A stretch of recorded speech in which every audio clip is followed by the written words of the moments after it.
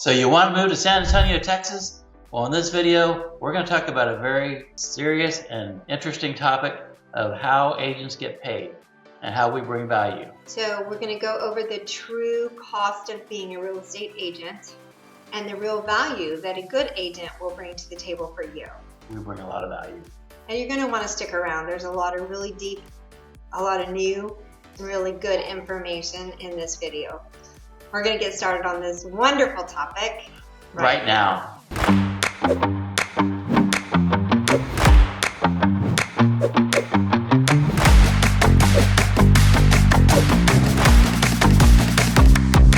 If this is your first time in our channel, welcome. Please remember to subscribe and tap the bell because you want to be the first one to receive notifications of new videos and the changing market in and around San Antonio, Texas. Hey guys, we're Brian and Brenda Jones, the proud owners of Lone Star Home Realty. We get calls from people all the time. So if you're moving in 6 months, 6 years, more than that, 6 years.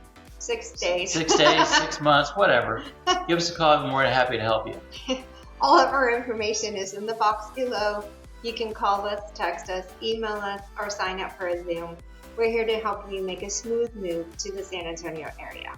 Let's talk about how this works. Let's do it.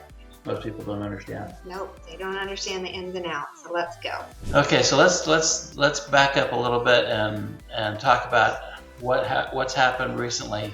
Last year, the National Association of Realtors had a lawsuit that was brought against them, and they settled for $418 million and changed the way agent compensation works. And so that's what we're going to talk about today. So, quick refresher, when a home is sold, typically the seller pays compensation between 5 and 7% on the home sale price. And then that fee is split between the buyer's agent and the seller's agent. And that is negotiable. And so in that area, there's some change, but guys, what we're going to go through today is a lot of discussion about the way we talk about compensation. The actual changes have been minimal. For example, what Brenda was talking about, a $300,000 home, 6% commission is $18,000. Split between both agents, that's $9,000 each. Sounds like a lot of money, right? But let's dive into the details as to why it doesn't seem like that much. Why it doesn't go very far. It doesn't go very far at all. This is where things are going to get interesting. So as part of the settlement, sellers no longer have to pay for the buyer's agent compensation. Now, keep in mind the lawsuit was in Missouri. In Texas, sellers have never been required to pay the buyer's agent commission at all. It's never been required. It's always been negotiable. So now with the change, with the settlement. With the change, the way we're talking about compensation is key. So buyer's agents have to talk with their buyers about what they get paid. Seller's agents, listing agents have to talk about what they get paid.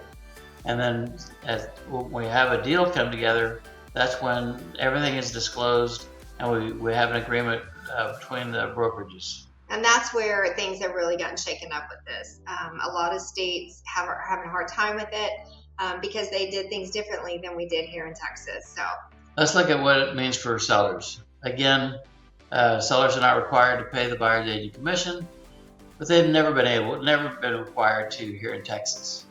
But guess what? This is a national settlement, so we all get to enjoy the resolution, the results of this lawsuit settlement.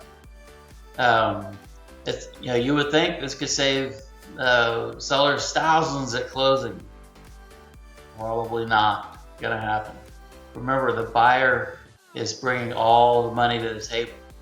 They're the ones that are going to be short on being able to pay their buyer's agent or their agent because they just bought your house. And remember, guys, when the buyer is coming to closing, they're bringing a lot of cash to the table for their closing costs and all of their fees and their deposits or down payments on their mortgage. So there's a lot of money that the buyer's already bringing, so they may not have enough money to pay for the agent's compensation. But for sellers, they may have more leverage to negotiate lower fees with their listing agent. Yeah, absolutely. And another issue, guys, for sellers is the way we look at this a little bit differently is if you're going to offer compensation to the buyers, and we strongly recommend that you do, you can make the compensation based on what they're bringing to the table, what the offer is. So if they bring a really, really low offer to the table and you're like, okay, well, we'll talk about it, but guess what? The agent's compensation is going to be based on that. We'll pay up to this amount if you got a strong offer, and if not, it comes down. And so that's all part of the negotiation. And that's how the landscape works today. Yeah, which that has changed. I mean, that has given the seller a little bit more control and leverage as far as the fees being paid on it. Okay. So buyers, now they may have to pay the agent directly.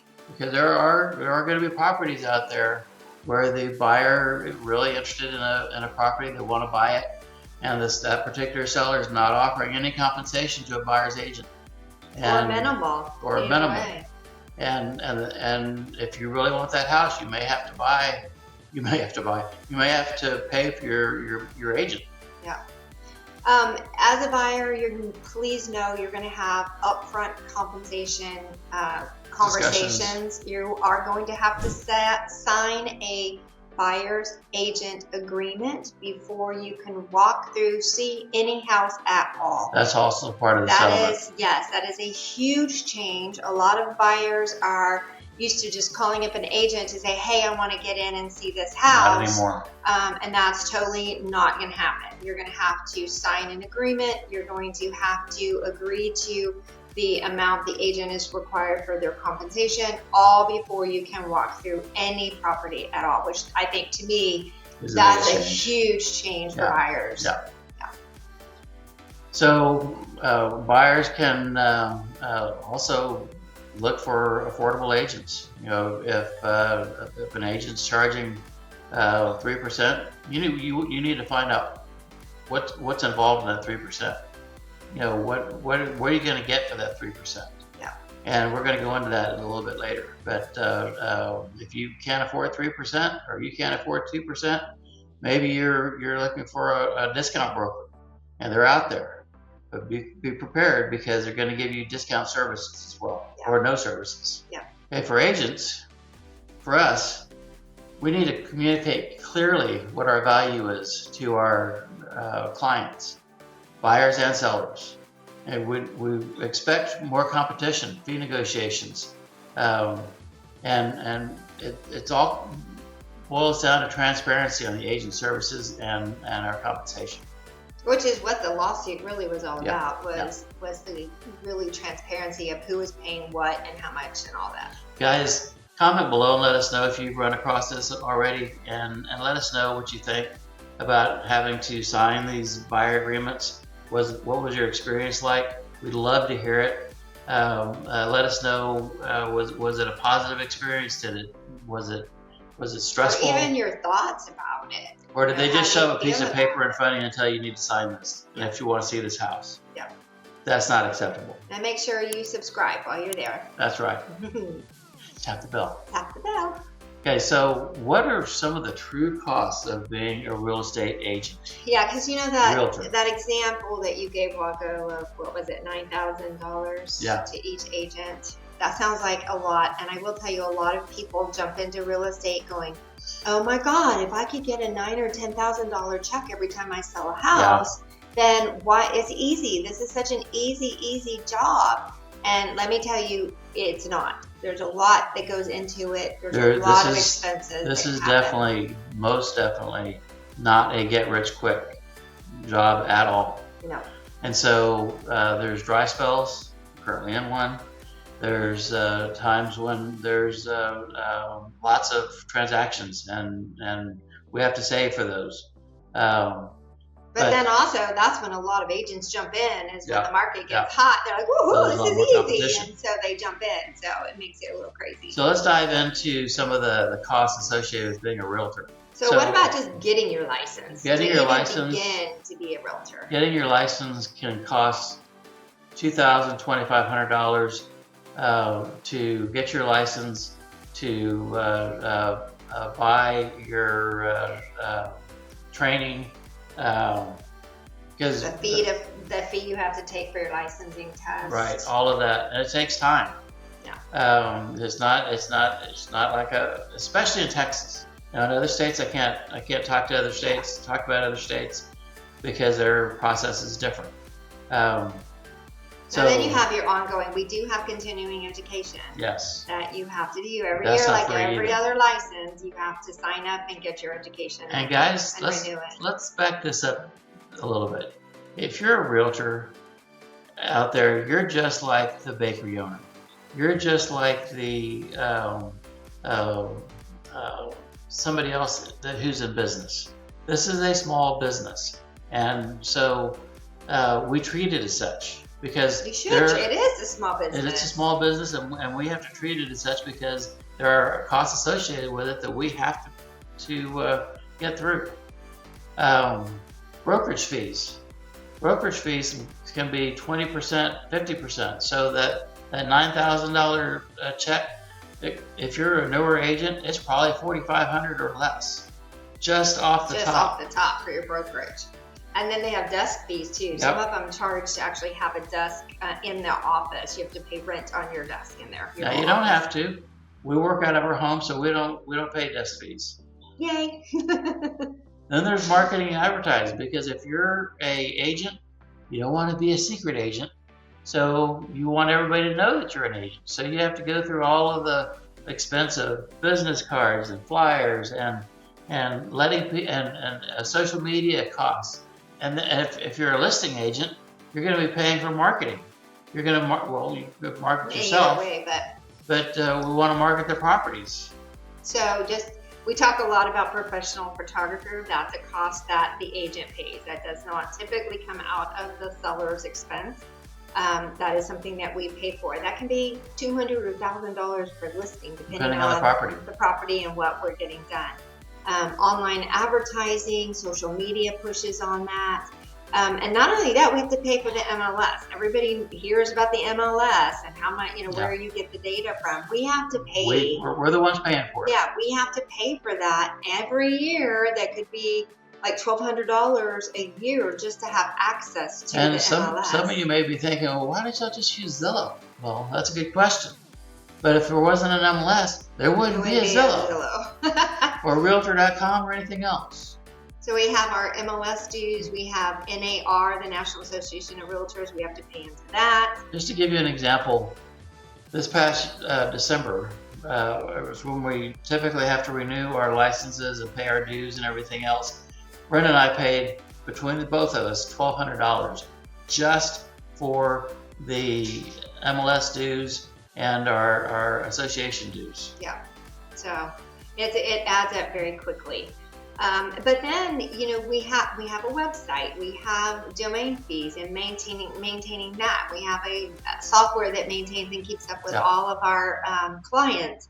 That's just the beginning of it. Then you have the gas, you have the cars, you're going and showings, you're going back and forth. You're hosting open houses. All these things come out of the agent's pocket. This you always go to the wrong side. This branding and apparel, like this beautiful logo that we have, that logo costs dollars, lots of dollars to create and to maintain. And so putting it on our shirts, we paid for it. Nobody else did that for us. Taxes and self-employment costs. I think that's probably the biggest thing that people don't understand is we have to pay self-employment tax, which is about 15.3% of our earnings. And currently, we have no insurance for health. So everything we have to pay comes out of our pocket to pay for our own health insurance. So it's a small business. We're running a small business, and there's expenses that come into that. So that $9,000 check we talked about earlier, Even guys, even if it's a $400,000 house or a $500,000 house, you think it's big bucks. Again, you're not going to be selling a whole lot of $500,000 houses typically.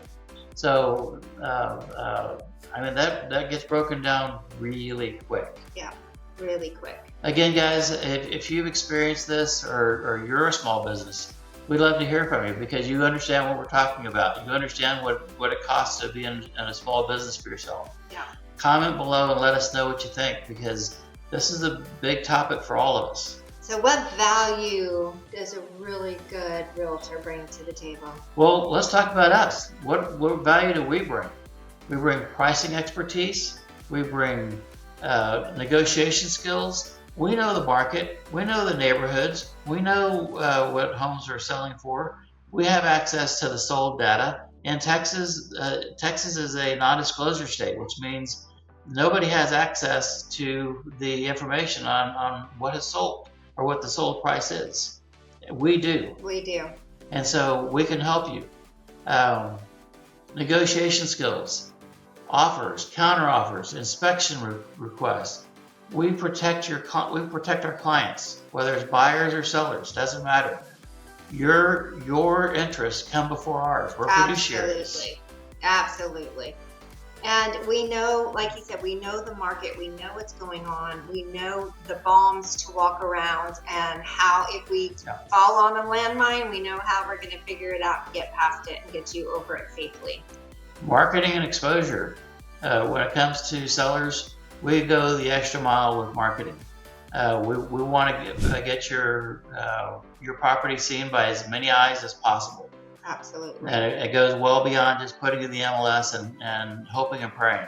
And professional photographer guys, we hate it when they use their cell phones to take pictures. Drives us nuts, and they do it all the time. Don't let your agent do this. Don't let your agent take pictures with their phones.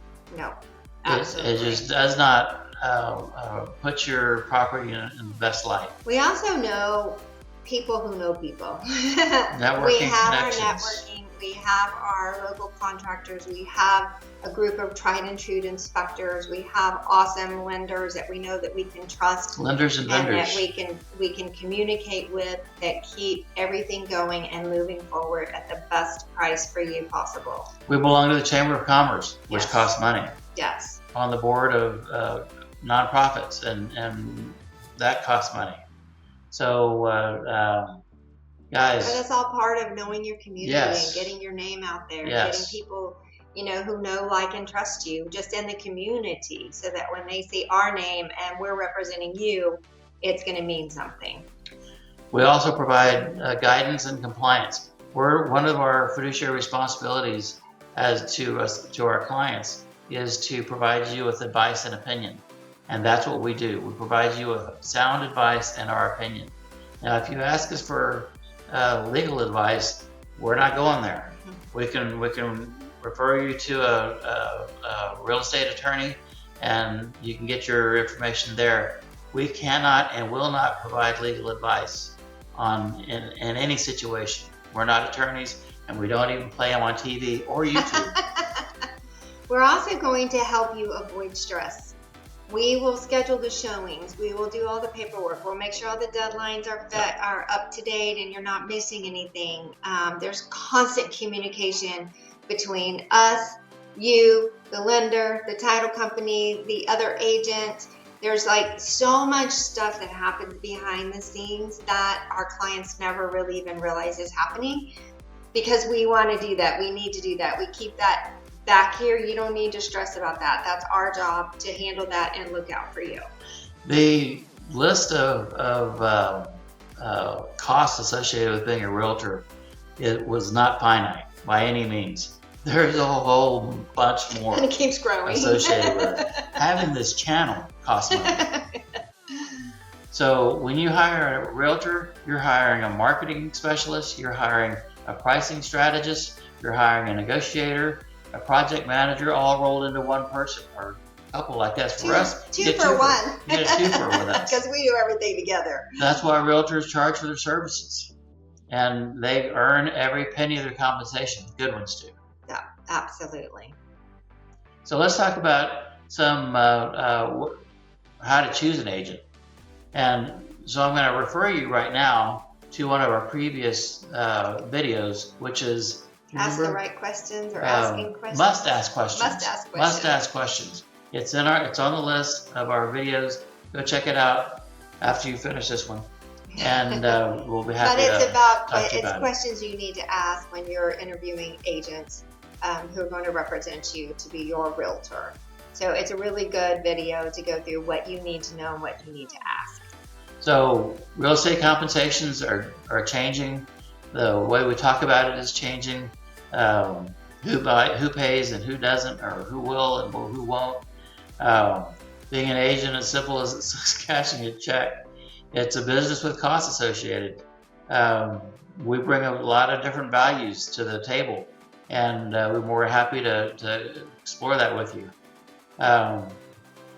Again, if you're shopping for an agent, ask about their fees. Ask about what they're going to provide you with. What kind of marketing do they do?